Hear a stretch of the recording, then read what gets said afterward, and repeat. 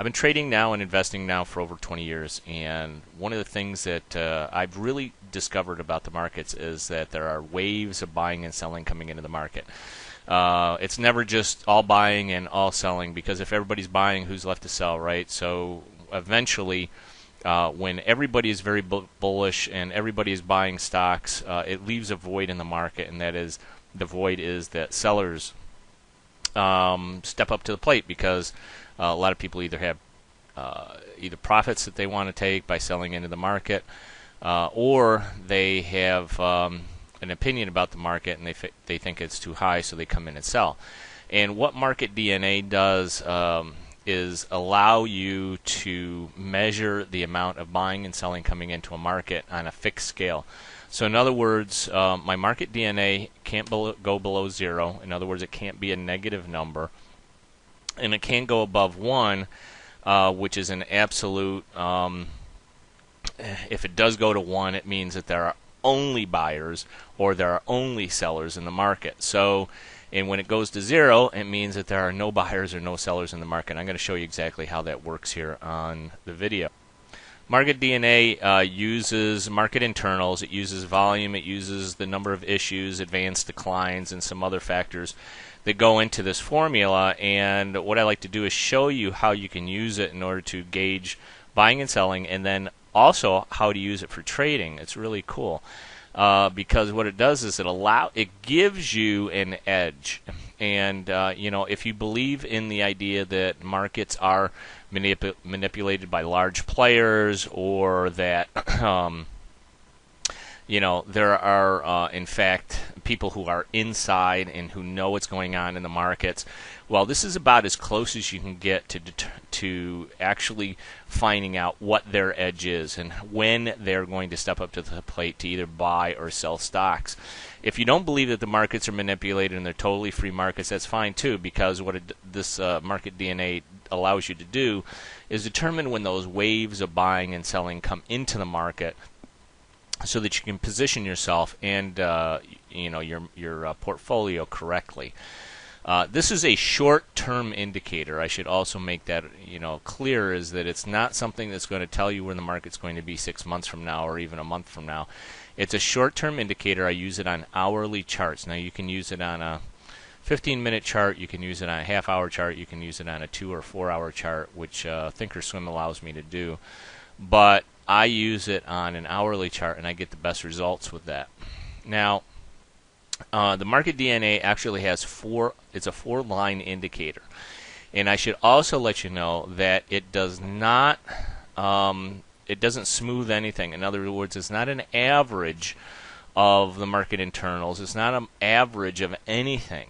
It's a highly correlated to price indicator based on actual market action.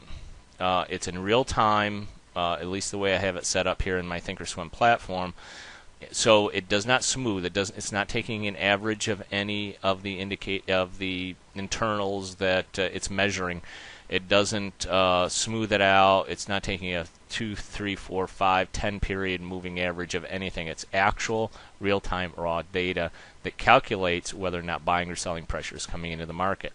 And it does that in 2 ways. Number one is the blue line here. The way I have it set up, I have it set up with a blue line. If you look at the videos on how to set this up, it's very, very easy. The blue line measures the amount of buying coming into the market. It will tell you that there's a tremendous amount of bullishness.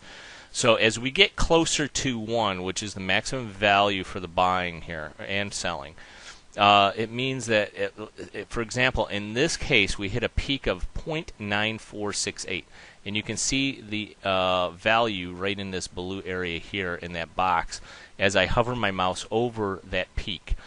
That means that the buying pressure here is at an extreme level. I mean, you can't get to 1 is the maximum. So 0.9468 means that there's only 6% of left in the market in order to buy. I mean, there's not much room left. I mean, the buyers have spent a lot of money to push stocks higher, and you can see that stocks actually moved quite a distance here. Between 8,200 and 8,400 for the period that I've got marked here on a one hour chart, and you can see that the buying pressure was fantastic here. It was at 9.9468, which is almost at 1.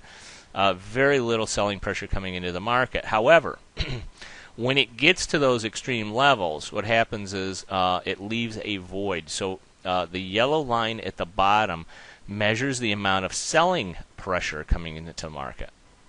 So you can see then when there is really not much selling pressure based on market internals, and we do a couple of different calculations here, but basically what it's doing is measuring market internals as to the selling pressure. There's I would say very little selling pressure here, because you can see that by the indicator here, if you take a look at this box, it'll show you that it's only at 0.05. That means there's very, very little selling coming into the market.